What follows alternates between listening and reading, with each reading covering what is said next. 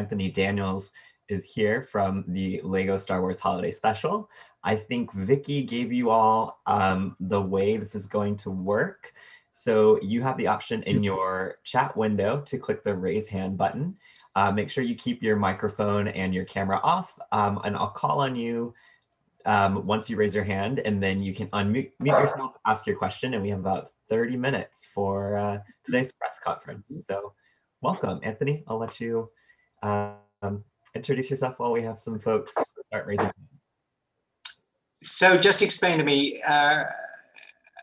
everybody is listening, though I can't really see people. So I know you're there. I feel your presence. It's a holiday season statement. Okay.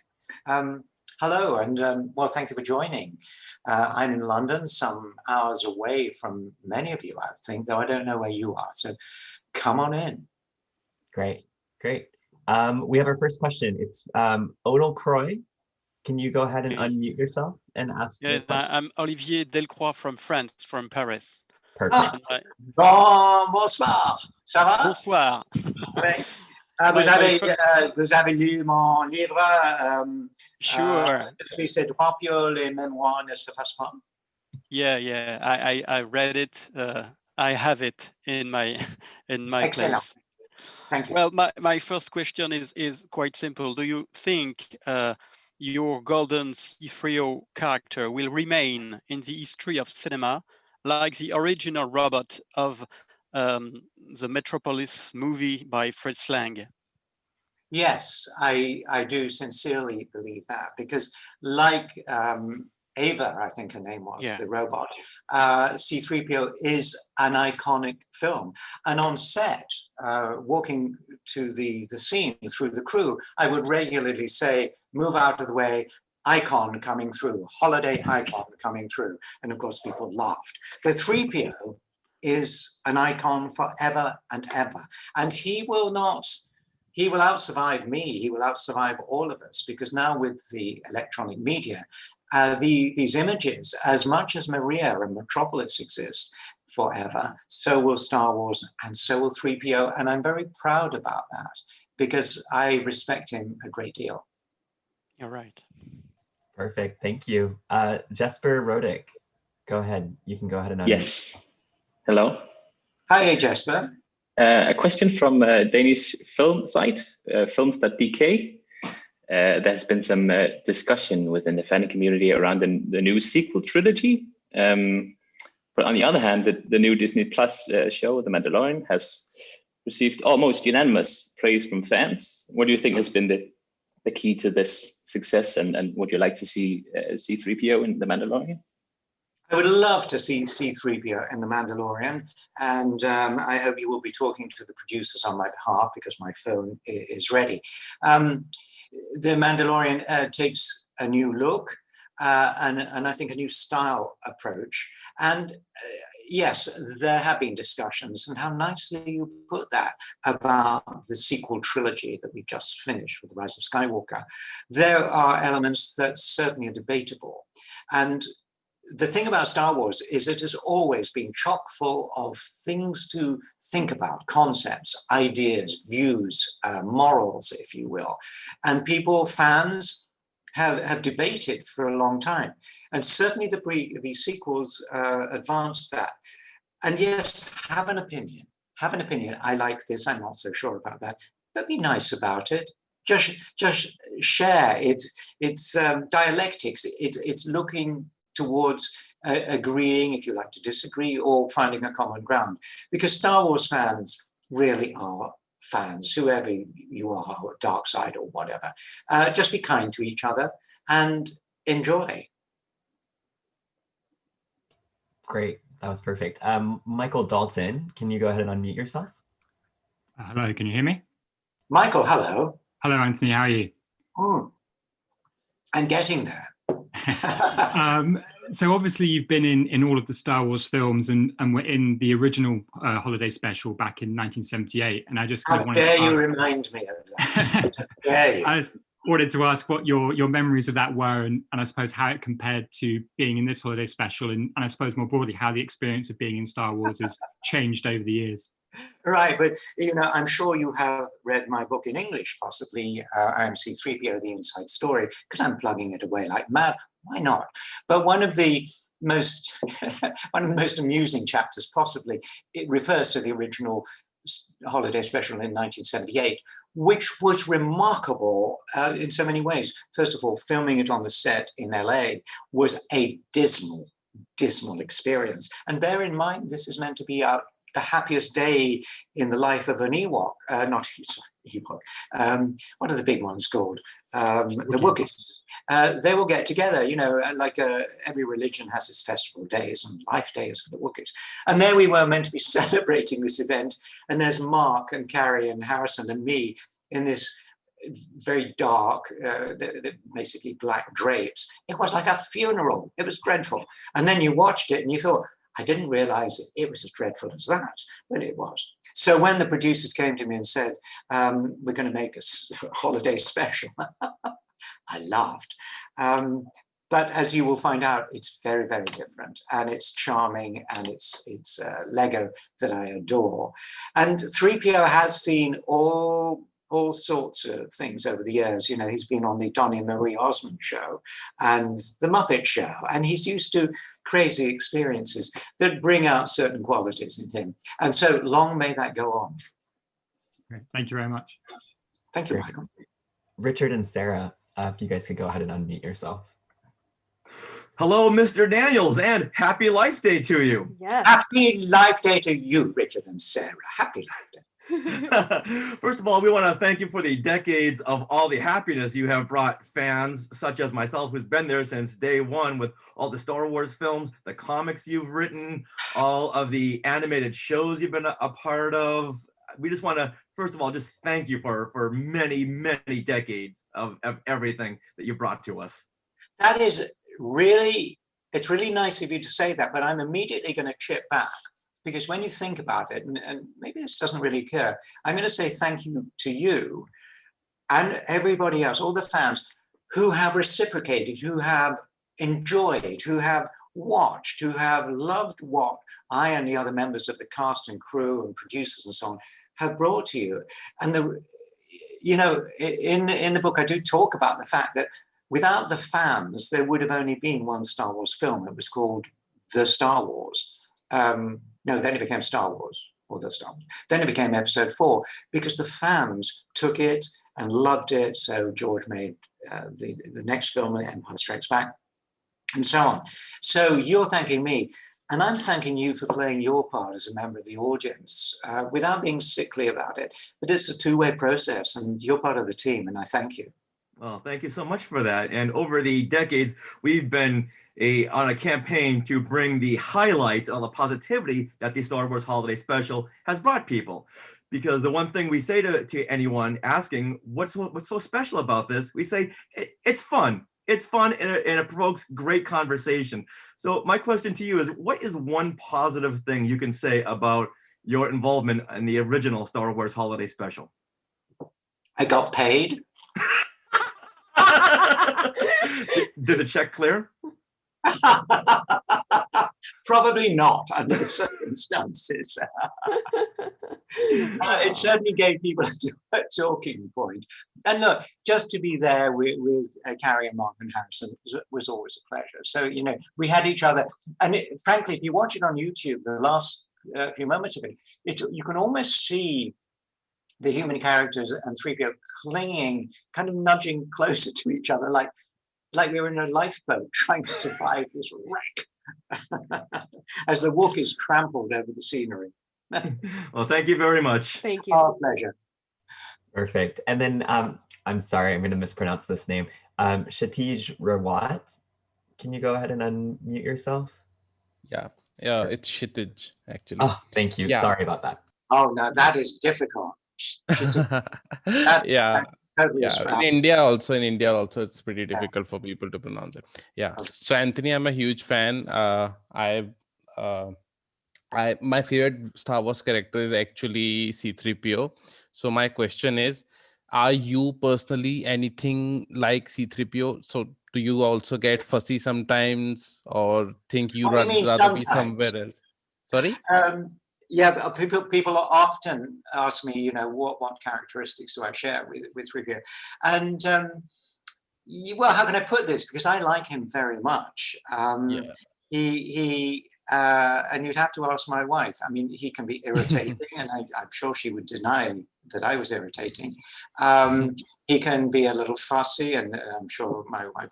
I think 3PO would be tidier than I am. I kind of tend to leave a bit of a mess everywhere, so people are surprised by that.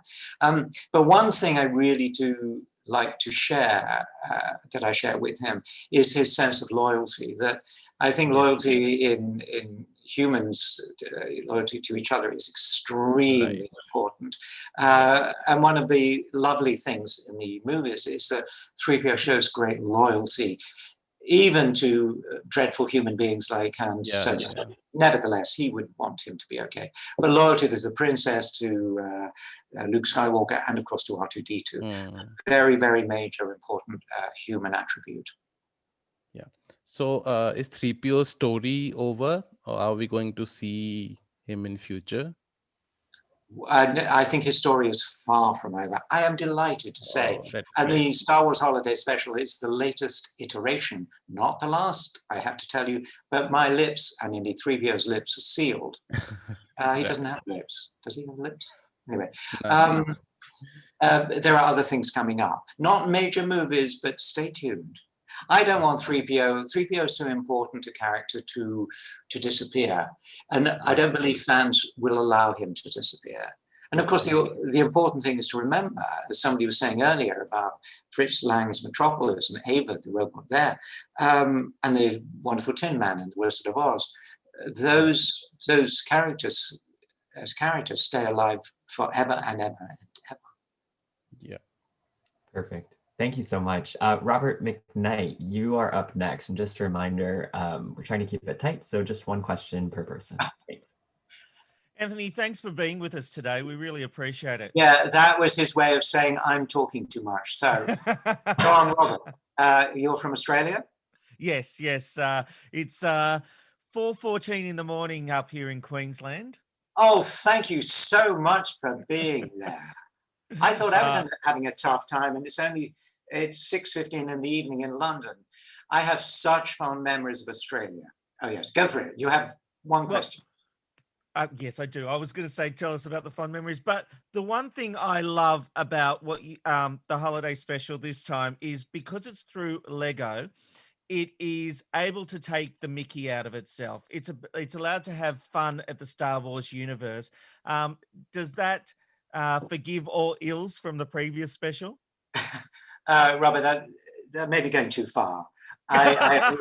I've rebooked the therapy because I thought that was over, but no, it's awakened those memories. They stay there. What can I say? It was huge fun to be in the first one, but this one is different, and you hit the nail with Lego. You can take. I wondered whether you could say but you said Mickey, which is good. You can make jokes. Yeah, I was going to say piss. I know. I thought you were going to say piss. So you didn't, but I would have said piss. You can take the piss out of these movies because they can be led. People can get a bit pompous about them if you're not careful. The Force and the dark side and all that stuff, and who did what to whom, or whatever. So I love the irreverence that Lego has always brought, whatever the product, Lego, because you can't be serious if you're a dumpy, like, sort of 1.5-inch doll. You cannot be serious. Even John McEnroe, as a doll, could not be serious. So intrinsically, a Lego product is going to be fun. It's going to be irreverent, and it's going to allow you to places you wouldn't normally go in a Star Wars movie. And that's why this one, the Lego Star Wars Holiday Special, allows you to go on weird adventures, meeting people you wouldn't normally meet in the same room with, and it works out. And it's a great lead-in. Anybody with small children who don't yet know that Star Wars is a very important film concerning the adventures of a gold robot, played by Anthony Daniels. If they don't know, it's a great introduction. And I think people are going to have fun over the holiday season. talking about it and explaining to kids, well, this is about this and this is about that, and then let's go watch the movie. So it's an all-round winner and actually has negated my earlier memories. Robert, it's great to hear your accent. I watched it with my 10-year-old. She loved it. So well done. And thanks for being with us today. And thanks for staying awake. Bye. Thanks, Anthony. All right, next up we have John Hoey. Go ahead and unmute yourself. Hi, Anthony. So with the new Lego Star Wars Holiday Special, as you probably know, as long as you keep Mark and Harrison at bay, you're the longest tenured Star Wars actor in history. I just want to know, what sense of responsibility do you feel in helping the franchise stay true to George Lucas's roots and vision the further we go from when it started? That is a really, really good question, John. Though I have to say, the phrase mute yourself, I've just written it down because that is my next insult in a program. To oh, for heaven's sake, mute yourself, don't you think?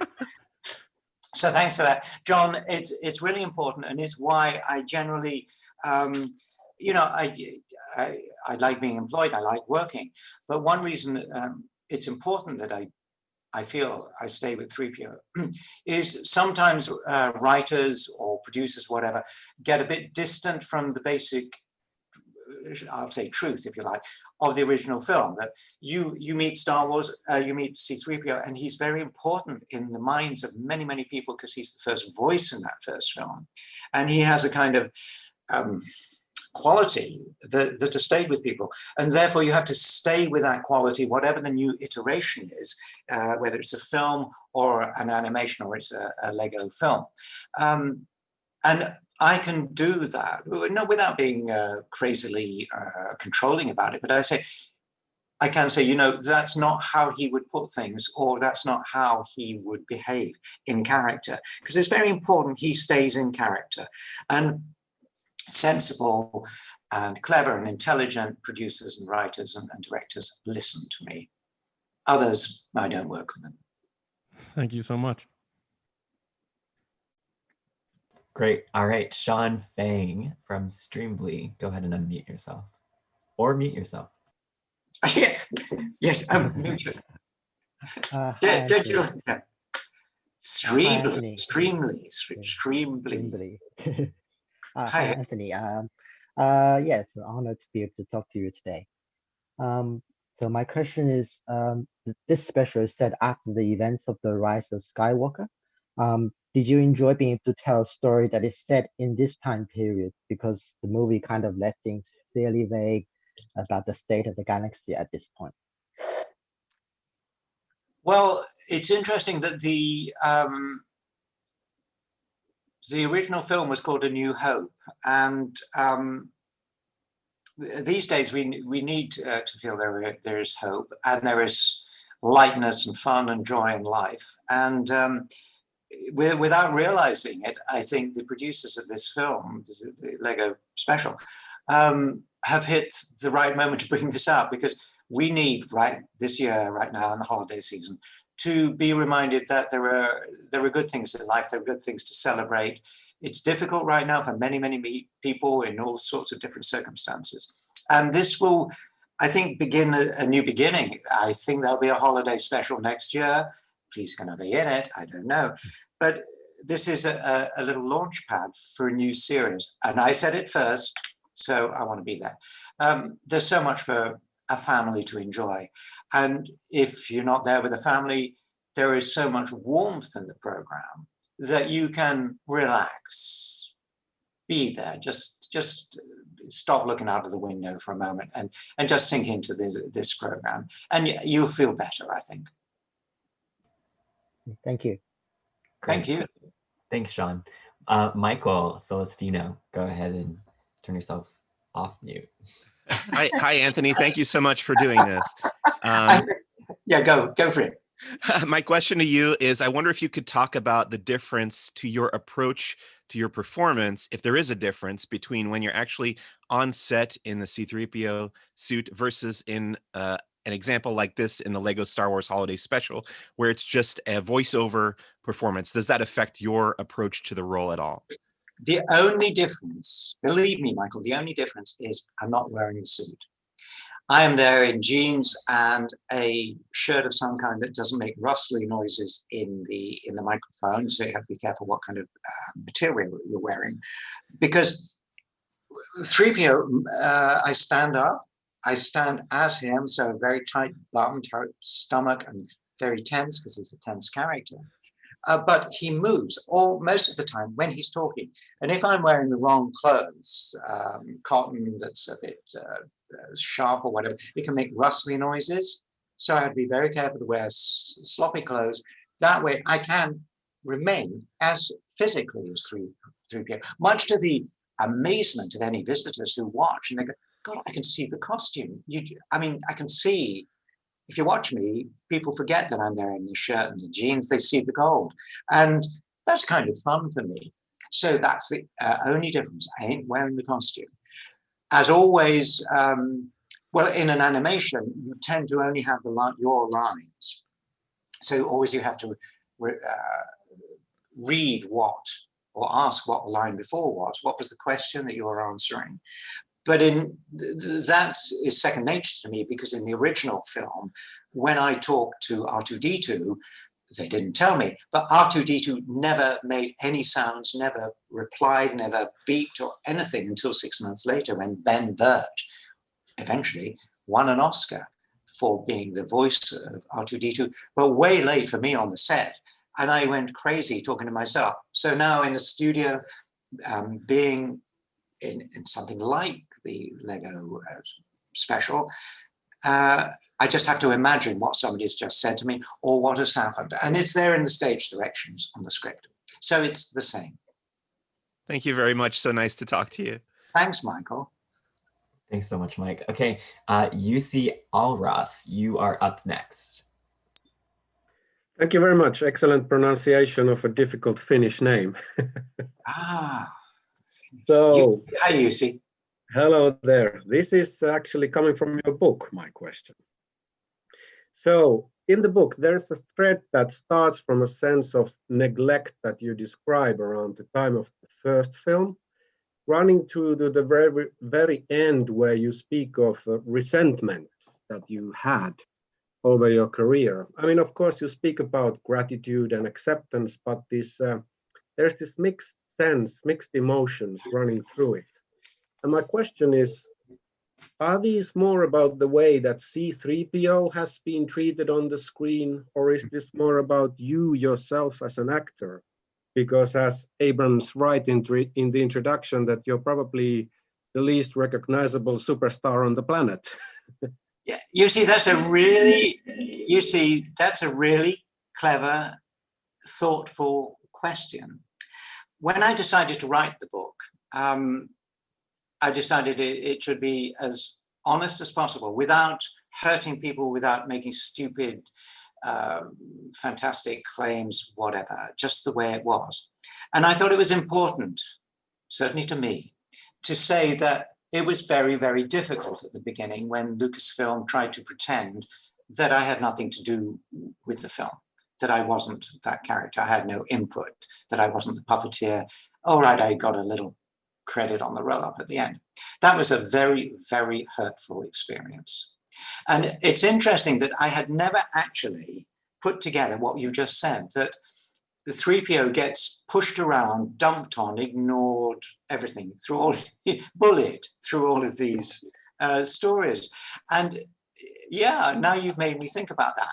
But what I do in the book is to come towards the end and say, and I'm not reading it, I'm remembering, that I realized that for several years I'd harbored resentments. And why wouldn't I? They were very serious miscalculations about how to treat a person. That changed over the years, but those resentments did stay very, rather like memories of the original holiday special. They stayed somewhere in the back of my mind, and certainly writing about them brought them out again. But then I move on to say, but then time changed, that I realized that things had moved on, that those hurts would always stay there as hurts, but they weren't going to hurt anymore unless people brought them up, and then they will revive.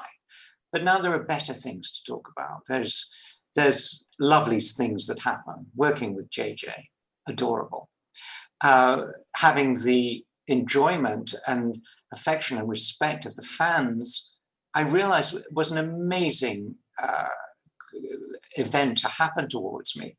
And so eventually, as time went on, my stupidity, my hurts, my naiveness, my initial feelings changed, so that I can now happily talk to you about my joy of being part of this program, about other Star Wars events, part of being part of the whole fan world.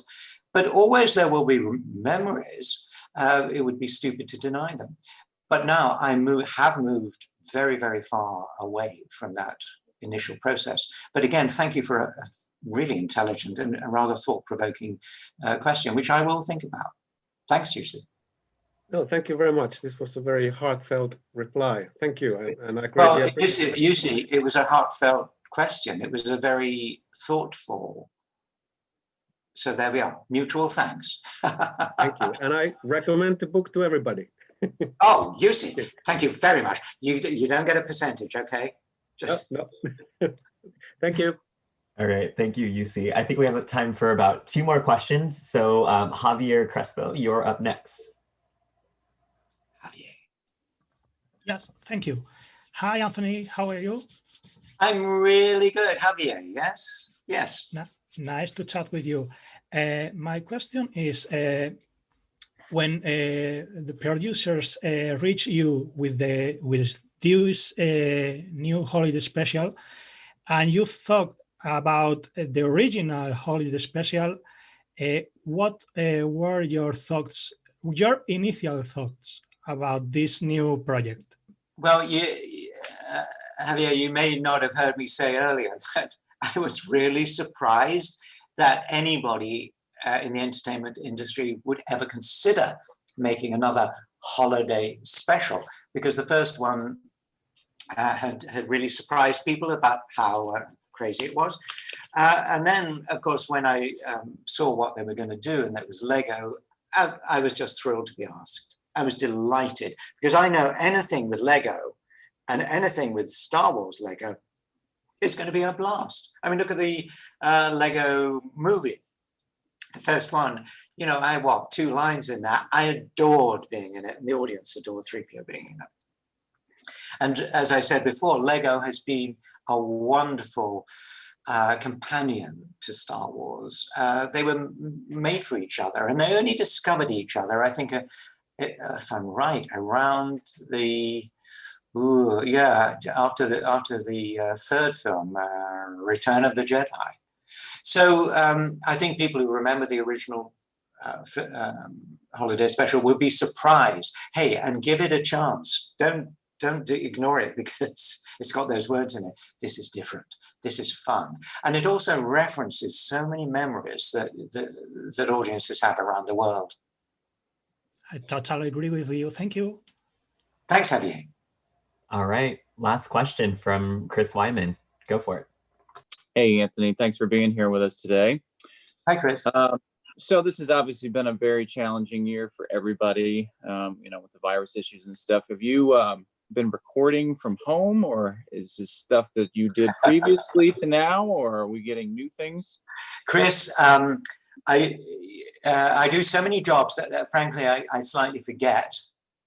But there's, I did, maybe it was this, I can't remember. But I got some acoustic panels in my office here, and I made a tent around the screen and the microphone, and it had a lid on it and everything, and it had a light so I could see scripts and stuff. And I did a 1-hour recording, by which point the sweat was just pouring down my suit. I wasn't even in the suit, for heaven's sake. It so replicated my experience on the set in the costume.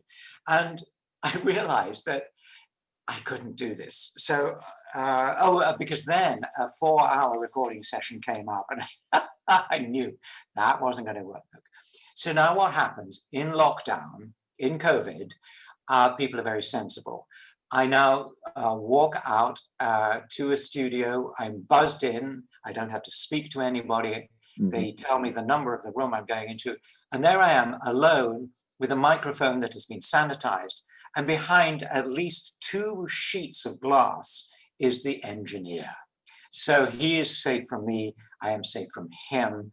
And the producer director is normally on a screen in front of me, often from Los Angeles. I'm generally in London. And we are all totally safe. I come out, I press with my elbow the door release button. I put on my mask. I walk into the street. I come home. I take off my mask.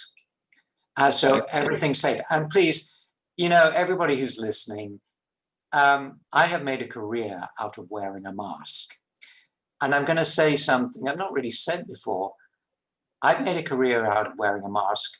I want you to save your life by wearing a mask, and maybe save the lives of others by wearing a mask. Absolutely. End of preachy bit. But I mean it. I'm serious about COVID. I'm serious about taking precautions, and you can quote me. 3PO wears a mask. You wear a mask.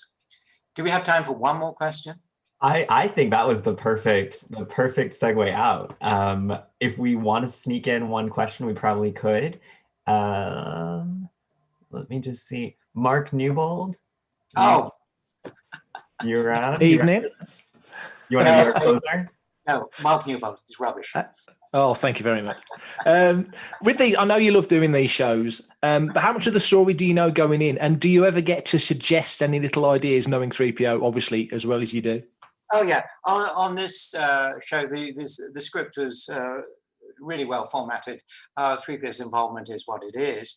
But normally, yeah, and often it will come, my little suggestions will come when I have a preview of the rough animation, where we're looking to fine tune, or indeed just put the voice, fine tune the voice on top of the animation. But then in a scene, I will notice a moment, say, hey, we could stick in a comment or like, just in the distance, which makes a program really seem as it improves it. It's like adding a little more salt or pepper or a little hint of garlic in there. It just bowls out the original story, because when you're writing an animation, I think, not that I ever have, but the writers cannot think of every reaction, unless it's something like Toy Story, where you've got acres of thousands of people all doing this.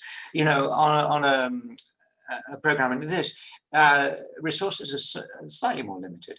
So occasionally I can look at a scene in rough and go, hey, we could just slot in a comment there. And that's how it works. And curiously, that's one of the most amusing and entertaining things for me to do, because it is highly creative, because you're adding color to the scene.